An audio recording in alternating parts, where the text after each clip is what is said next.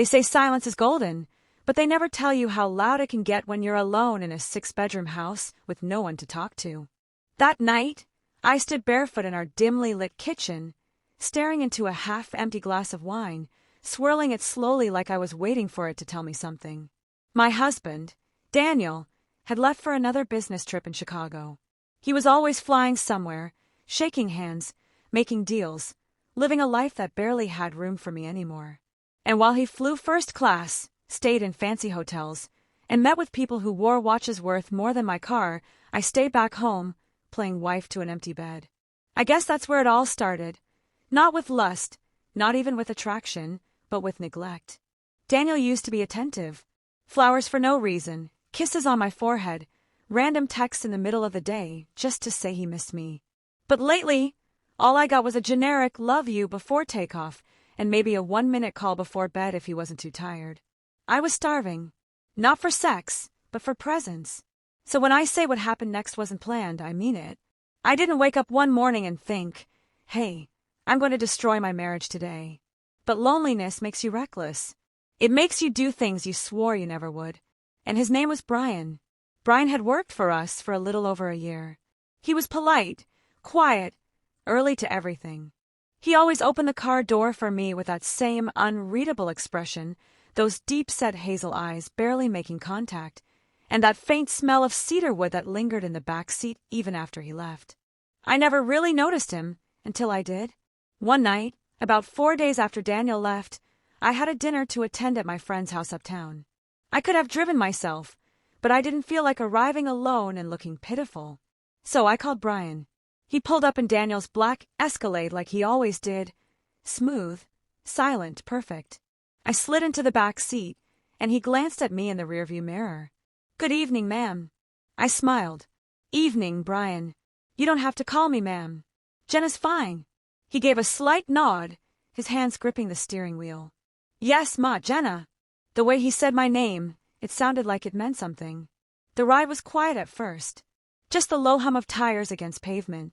Then I asked him how his day was, and he actually answered, told me about his little sister starting college, his mother visiting from Texas, and how he wanted to start a side business detailing cars. I laughed at one of his jokes, and something shifted. It wasn't anything obvious, just a glance too long in the mirror, a hand that brushed mine as I stepped out of the car, a silence that wasn't empty, it was charged. And if you've ever been in a moment like that, you know exactly what I mean. That night, after the dinner, I asked him to wait and drive me back. I had a few glasses of wine, and the world felt softer, warmer, Messier. I climbed into the front seat instead of the back. I told him it felt weird being chauffeured when it was just the two of us. He smiled. It was the first time I really saw him smile. And Lord, that smile. We didn't speak for the first few minutes. Just the soft sounds of the radio playing something smooth and jazzy, and the city lights flashing past the windshield. I asked him to take the long way home. I didn't want to go back just yet. "I get it," he said. "Big house. Quiet nights. Gets lonely." I turned to him, heart pounding a little. "You have no idea." He looked at me again, and this time he didn't look away. Call it tension. Call it temptation. Call it whatever you want. But it was real. And that's when I need you to pause for a second.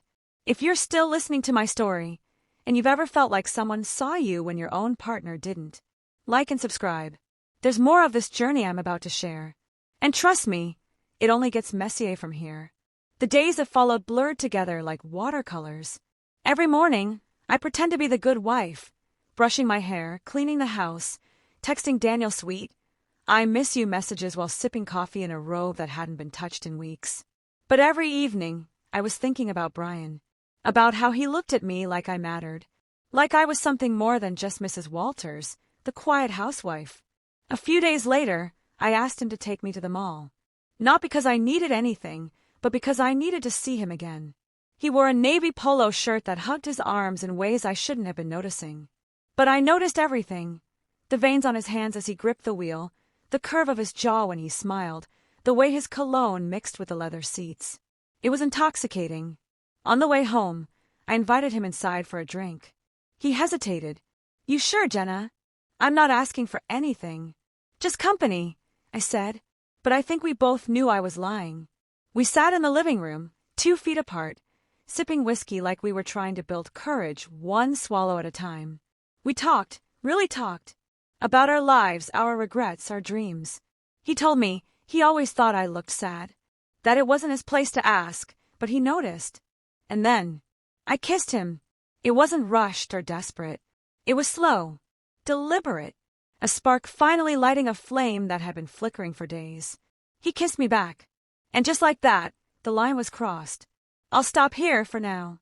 But if you think that was intense, wait till you hear how it all came crashing down. If you're still with me, do me a favor, hit that subscribe button and stay tuned. Because Chapter 2 is where secrets stop being secrets and become mistakes. And trust me, I made a big one. I knew I shouldn't have let it go that far. After all, I was a married woman. A woman with a reputation. A woman with a husband who trusted her. But the second Brian's lips met mine, all of that fell away like ash in the wind. For the first time in years, I felt something. And it terrified me how much I liked it. After that night in my living room, things changed between us. He still called me Jenna now, but the way he said it had a softness to it, like it meant more. He still opened the door for me, but his hand would sometimes brush the small of my back. His eyes lingered longer. His laugh grew easier. And me, I started inventing errands just to see him. Fabric shopping, even though I hadn't sewn a thing in years. Grocery runs for things we already had in the pantry. Visits to nowhere just so we could sit in that car together like it was some kind of private world where none of the rules mattered. The car, that big, black Escalade, became our place. Our hideaway. Our sin on wheels. One night, after a drive that should have ended hours earlier, I asked him to pull over near a secluded park by the edge of town. It was dark, late and quiet. I should have gone home. I should have been thinking about Daniel, who had just sent me a voice message saying he was counting the days until he saw me again. But instead, I climbed into the front seat again, and we just sat there in silence. I shouldn't be here with you, I whispered. I know, he said, not moving a muscle. I'm a married woman. I know that too. I looked at him, my heart hammering in my chest. So why haven't you stopped me? His eyes locked with mine. Because I want you here. That was all it took. Our lips crashed together with all the tension we'd been choking on for days. His hands gripped my waist, pulling me into his lap, my fingers tangled in his hair. The windows fogged, the car rocked gently, and for the first time in what felt like forever, I wasn't thinking. I wasn't worrying. I wasn't being the perfect wife. I was just a woman, being devoured by a man who wanted her like she was oxygen. We didn't speak much after it happened. There was no awkwardness. No guilt. Not in that moment. Just heavy breathing, our bodies pressed close in the dark, the cool leather sticking to our skin. But the moment I stepped out of that car and walked back into my front door, reality hit me like a slap. I showered 3 times that night, scrubbing myself like I could wash the betrayal away. But it clung to me, invisible and permanent. Daniel called the next morning. I almost didn't pick up. Morning, baby, he said in that familiar, smooth tone. Did you sleep well? Lies rolled off my tongue before I even had time to think. Yeah, I missed you last night. The bed feels too cold without you. He chuckled. I'll be back soon. Got one more meeting to wrap up. Then I'm flying out Friday. Friday. For more days. I hung up and immediately texted Brian. Come by at noon. Tell me you want me again. We kept it going, like 2 kids sneaking around with a secret they couldn't help but whisper about. We had sex in Daniel's car, twice more, once in the parking garage under the house, once behind an abandoned diner off Route 5. Each time, I told myself it was the last. Each time, I broke that promise. But the thing about secrets is they don't stay secrets forever. Especially not when you're sloppy.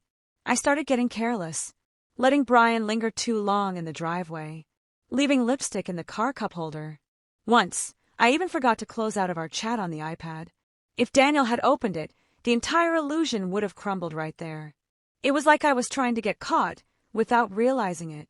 And maybe I was. Maybe a part of me wanted Daniel to see that I wasn't just some trophy wife collecting dust. Maybe I wanted to punish him for always choosing work over me. For making me feel invisible in my own marriage. For leaving me behind like I didn't matter. But even as I tried to justify it, a part of me knew the truth. What I was doing was wrong. So why couldn't I stop? One afternoon, after another sweaty, breathless encounter in the back seat, I sat there watching Brian drive me home. He looked tired, distant, like something was weighing on him. "You okay?"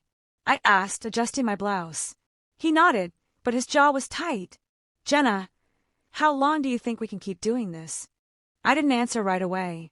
I wanted to tell him we'd stop, that we'd cool it, that it was over. But instead I said, "Until we get caught." His knuckles whitened on the steering wheel.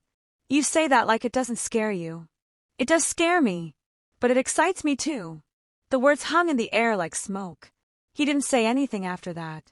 Just dropped me off and drove away. That night, I walked into the bedroom and saw Daniel's cologne bottle tipped over on the dresser. It caught me off guard. I picked it up and inhaled. And that's when the guilt really hit. That same scent had been lingering in his car, mixed with sweat, mixed with sex, mixed with me. I felt sick. Was it on the seats? On the dash? In the air vents?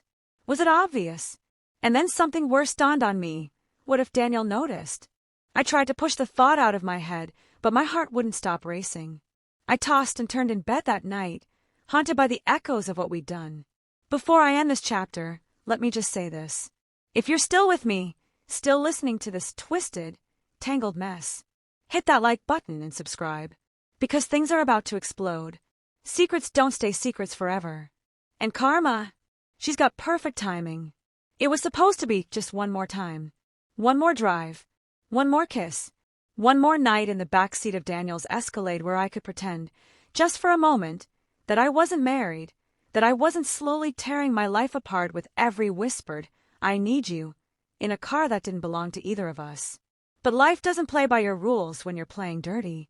And on Thursday night, the day before Daniel was supposed to return, everything unraveled. It started with something small, like it always does. I was standing in the master bathroom, brushing out my hair, when I noticed a voicemail from Daniel. His tone was strange. Not warm. Not distant either. Just neutral. Almost too calm. "Hey babe, I changed my flight. I'll be home tomorrow morning instead of Friday night. Thought I'd surprise you. Hope that's okay." My stomach dropped. I looked around the room like it was a crime scene. The wine glass on the nightstand. The blouse I'd worn with Brian still hanging over the edge of the chair. The faint red mark on my neck I'd covered with makeup, but not nearly well enough. I had less than 24 hours to pretend like nothing ever happened. But pretending doesn't erase the past. Brian showed up around 9 a.m. that Friday like he always did. He didn't know Daniel was coming back early. I should have canceled.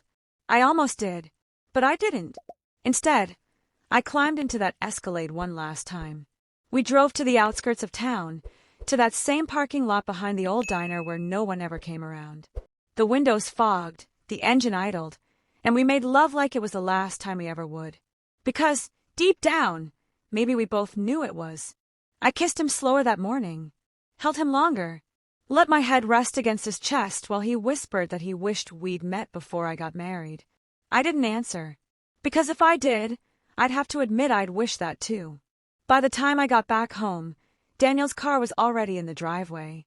I froze, literally couldn't move for a second. Brian glanced at me. "Shit, just act normal," I whispered, quickly fixing my blouse in the mirror, pulling my hair over my shoulder to hide the line of my dress strap. We didn't speak as he opened the door for me. Daniel came out onto the porch, his face unreadable. "Morning, baby," he said.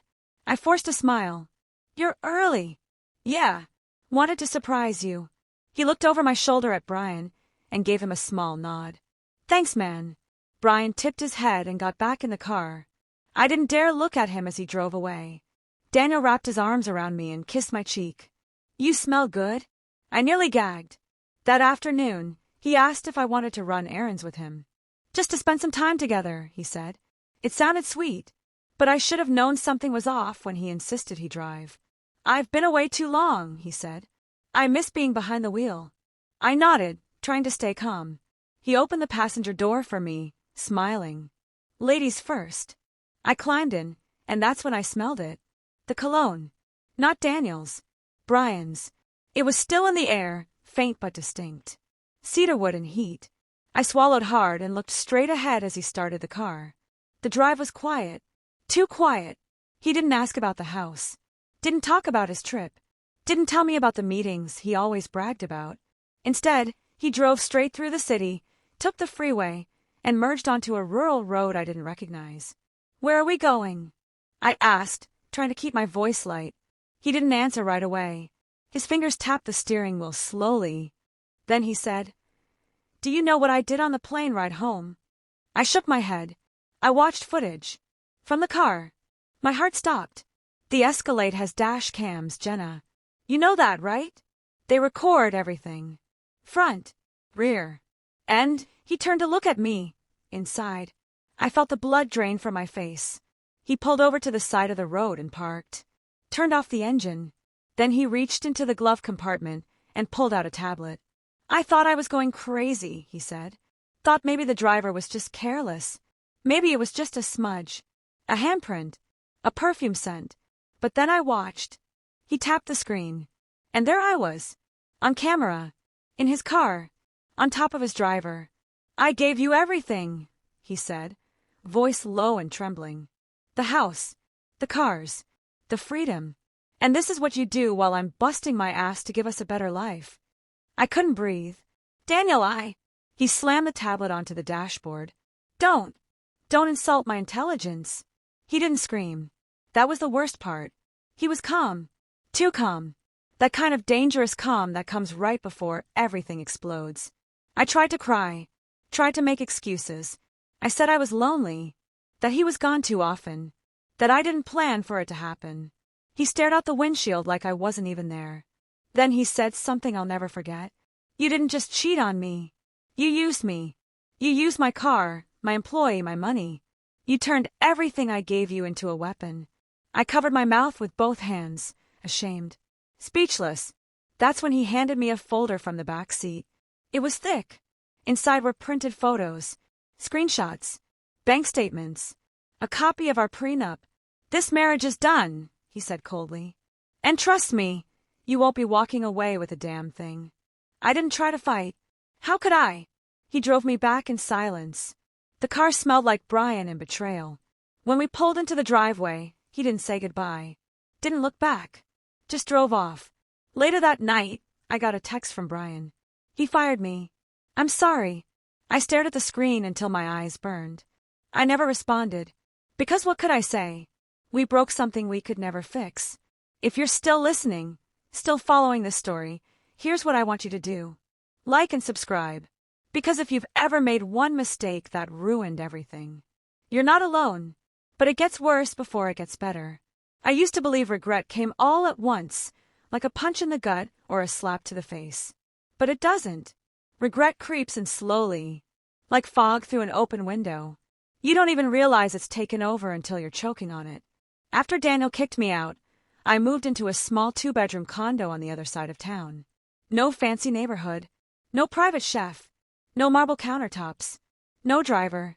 Just me, a stack of legal documents, and a closet full of designer clothes I could barely afford to dry clean. I'd gone from mansion to maintenance in less than a month. And worse, nobody came looking for me. Not Daniel. Not Brian. Not even the so-called friends I used to have wine nights with. I became a ghost of the woman I was, wandering from room to room in a space that felt more like punishment than peace. And I deserved it. The divorce happened quickly. Daniel had everything prepared. Videos, messages, bank records. The court didn't ask many questions. I didn't put up a fight. What could I say? That I missed him. That I made a mistake. That I destroyed our life for something that barely lasted 2 weeks. No lawyer could fix the damage I'd done. No amount of pleading could erase those damn videos. He got everything. The house. The cars. Even the dog we'd rescued together. Me. I got silence. And the ugly truth I had to live with every time I looked in the mirror. I tried reaching out to Brian. Once. I called from a private number. He answered on the 3rd ring, but the second he heard my voice, he said, "Jenna, don't. Please." That was it. He hung up, and I never called again. I guess I'd fooled myself into thinking what we had was more than a reckless thrill. But the truth is, people like me, we don't get happy endings. We get cautionary tales. I started working at a local boutique to pay rent. Customers would sometimes glance at me like they recognized my face from somewhere. Probably did. Daniel was known in the city. So was I. We'd been photographed at fundraisers, black-tie galas, charity balls. Now I stood behind a register, folding scarves and pretending not to notice the stares. But you know what hurt the most? It wasn't losing the money, or the house, or even the man I betrayed. It was remembering the woman I used to be, before I started lying, before I started cheating, before I let my loneliness convince me I was entitled to someone else's body, someone else's attention. I lost her, and I missed her more than I missed either of them. Months passed. Winter turned to spring. Then, one afternoon, I saw them. Daniel. And her. A tall, elegant woman with long black curls, smiling like she knew she had his heart. They were walking out of a wine bar downtown, his arm around her waist like it had once been around mine. I stood across the street, frozen. He looked different. Lighter. Happier. I watched them laugh about something, probably inside joke number 273 in their new perfect relationship. And then he did something that shattered me all over again. He kissed her hand. He used to do that to me. Not when we were in bed, not when we were out, but during quiet moments, on the couch in the kitchen, while waiting for coffee to brew. It was his way of saying you matter. I guess I didn't anymore. That night, I sat on the floor of my condo with a glass of cheap red wine, staring at the ceiling. No TV, no music, just my thoughts. And here's what I realized. You can't cheat your way out of emptiness, because the hole isn't in your marriage. It's in you. And the more you try to fill it with sex, lies, and stolen moments, the bigger it gets. Brian wasn't the problem. Daniel wasn't the problem. I was the problem.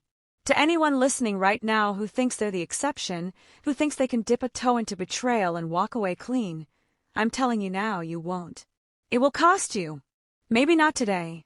Maybe not tomorrow. But one day, you'll find yourself just like me. Alone. Unrecognizable. And haunted by the sound of your own name in a stranger's voice. I don't date anymore. I don't trust myself to love someone without ruining it. Some nights I still dream of Brian, his hands, his voice, the heat of that car seat against my back as we blurred the lines between want and mistake. But I don't miss him. Not really. I miss how he made me feel. Like I wasn't invisible. Like I wasn't just a beautiful decoration in someone else's life. But the truth is, he didn't really see me either. Not the real me. Not the broken woman who needed fixing. He saw the fantasy. And I played the part, until the curtain dropped. So here I am now, telling my story to strangers. Not for sympathy, not for attention, but maybe, just maybe, to stop someone else from making the same damn mistake. Because infidelity isn't passion. It isn't freedom. It isn't healing. It's a wound you cut into your own life, and then have to watch it bleed from the inside out. If you've made it this far, thank you. Please like and subscribe if the story hit you in a place you didn't expect. Not because I need the numbers, but because maybe, just maybe, there's someone else who needs to hear this. And if that's you, if you're standing on the edge of a decision you can't take back, step away from the car, go inside, talk to your spouse, or talk to yourself, but don't do what I did. Because trust me, once you cross that line, you don't just lose your marriage, you lose yourself.